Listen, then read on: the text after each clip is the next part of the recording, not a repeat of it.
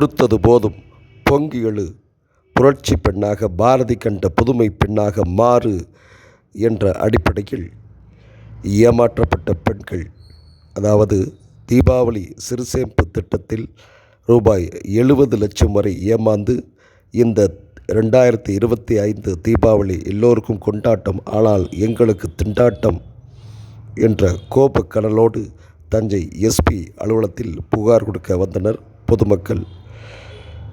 பெண்களும் ஆண்களும் புகார்கள் எழுதி புகார் கொடுத்துள்ளனர். என்ன புகார், குற்றம் நடந்தது என்ன என்று பார்ப்போம். நம்ப வச்சு நம்பிக்கையாக கொடுத்து அதுக்கப்புறம் தீபாவளி பண்டிகை போடுறேன்னு சொல்லி அந்த சீட்டை கொண்டு வந்து கொடுத்து அறிமுகமாகி 12 மாதம் 12,000 போட்டிங்கன்னா 3,500 போனஸ் மாதிரி கொடுத்து முதிர்வு தொகை 15,500 தரேன்னு சொல்லி சொன்னாங்க. சரி, நாங்களும் நம்பிக்கை அடிப்படையில் போட்டு இப்போ எங்கள் ஒவ்வொருத்தர் மூலியமாகவும் நான்லாம் இப்போ 40 சீட்டு 4 லட்ச ரூபா இழந்திருக்கேன். அதே மாதிரி ஒவ்வொருத்தரும் ஒவ்வொரு 5 லட்சம் 6 லட்சம் 8 லட்சம் 10 லட்சம் இந்த மாதிரி வசூல் பண்ணி கொடுத்துருக்கோம்.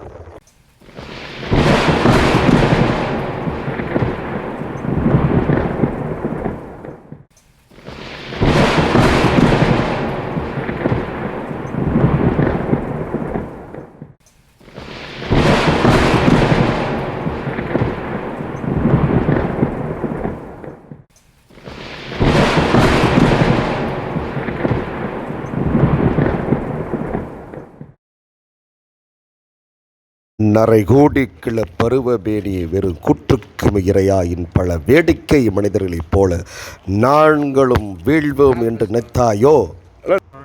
நாங்கள் பாரதி கண்ட புதுமை பெண்கள். எங்கள் உச்சி மீது வானிடிந்து விழுந்த போதிலும் அச்சமில்லை அச்சமில்லை அச்சம் என்பதில்லையே. தஞ்சை பூமியில் எந்த ஒரு பெண்ணுக்கும் அநீதி இழைக்கப்பட்டாலும் புயலென புறப்பட்டு நீதியை பெற்றுத்தருவோம் என்று வருகை புரிந்தார் ஒரத்தநாடு வழக்கறிஞரும் தஞ்சை வழக்கறிஞருமான திரு ரங்கிலா அவர்கள். ஒரு 10 பேர் அவங்க நற்பணி தொண்டு நிறுவனம் மூலமாக ஏற்கனவே பிரபாகரன் காயத்ரிகிட்டேருந்து ஏமாந்ததாக சொல்லி புகார் கொடுக்கணும் அப்படின்னு சொல்லியிருந்தாங்க. ஸோ அதனால எஸ்பிஎஃப்ஸில் புகார் கொடுக்கணும்னு சொல்லியிருக்கோம். பிரபாகரன் காயத்ரிங்கிறவங்க புதுக்கோட்டை மாவட்டத்தில் உள்ளவங்க. பட் அவங்களோட அட்ரஸ் கொடுத்து தான் இவங்கள்ட்ட தீபாவளி சிறுசேமிப்பு திட்டத்தில் மாதம் 500 கட்டினா 7 மாதம் 12 மாதம் கழிச்சு 7,500 பெற்றுக்கலாம் அப்படின்னு சொல்லியிருக்காங்க. அதே மாதிரி 1000 கட்டினா இப்போ 1 வருஷம் கழிச்சு 15,000 பெற்றுக்கலாம்னு சொல்லியிருக்காங்க. ஸோ ஒவ்வொருத்தவங்களுமே கிட்டத்தட்ட நான் என்கிட்ட கொடுத்த கம்ப்ளைண்ட்ஸ் படி 12 பேர் கொடுத்தாங்க. அந்த 12 பேர் மூலமாக அவங்க இன்னும் மக்கள்கிட்டேருந்து அவ்வளோ பணம் வசூல் பண்ணி கிட்டத்தட்ட 70 லட்ச ரூபா வரைக்குமே பணம் கலெக்ட் பண்ணி கொடுத்துருக்காங்க. ஸோ அதை மீட்டு தரணும்னு சொல்லிட்டு தான் ஸோ எஸ்பிஎஃப்சி வரைக்கும் புகார் கொடுக்க